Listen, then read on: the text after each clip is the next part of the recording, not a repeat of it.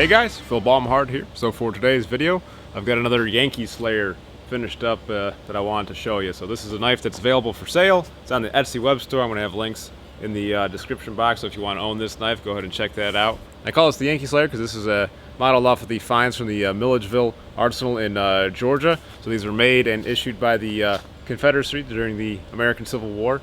And so there's a captured one of these, or I found one of these, that a Union soldier took back home with him, and he labeled it with a little capture tag calling it the Yankee Slayer. So, that particular knife, didn't kill anybody, but it was just kind of a fun name. And so I'm kind of taking that name and running with it because it sounds cool and fits with the history of the knife. So it's got a 16-inch blade overall, which historically they were about 16 to 18 inches long. So this is a short one comparatively. 2 inches wide, 3/16 of an inch thick, which is exactly what the historic ones were.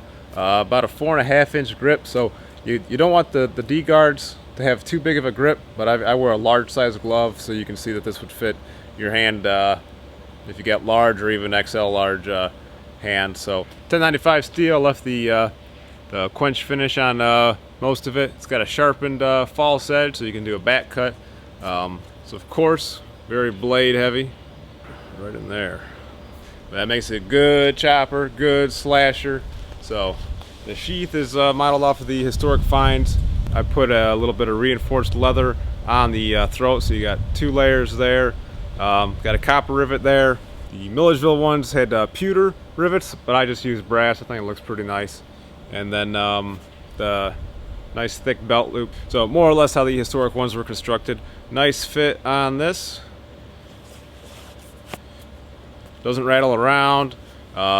It holds pretty good when you hold it upside down. You can shake it out though, but I mean, the knife's meant to be worn upright, so it's not a problem. I put a little curvature in the leather as well to kind of match the curve of the guard.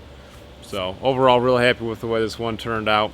It's got a walnut handle, forged steel guard. I put a little bit of copper wire on the end here just to sort of help give it a tighter fit. Pinned over the tang to hold the guard and everything in place. So on my original Yankee Slayer, the video I made for that, the tang got pretty thin. That was my first time doing a knife like that, and so to get it to fit in the guard, I had to narrow it down quite a bit, and I got some criticism for that, and which is valid.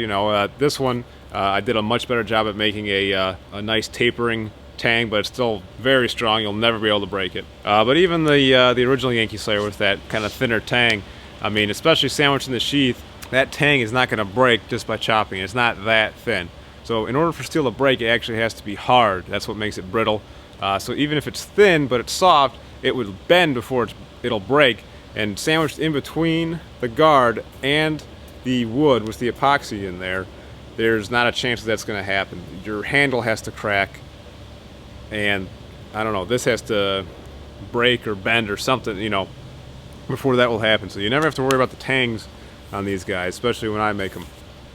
I'm getting a good amount of experience making these D guards, so if you like the D guards but you don't want the Bowie pattern, you want a different blade pattern, contact me, email, Facebook, Instagram, and I'll see what I can make for you. So I've done a pirate knife and a Hudson Bay D guard that were customs that I made for people, so I'll be happy to do another one for you.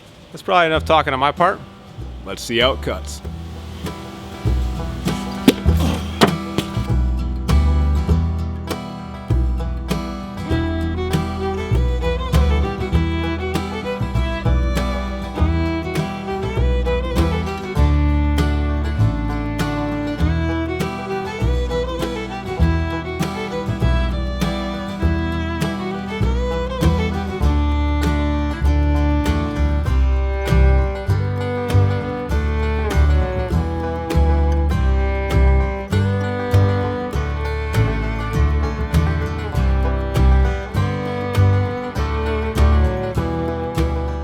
Alright, well, this thing cut better than expected. I mean, it just went through that rope like it was nothing.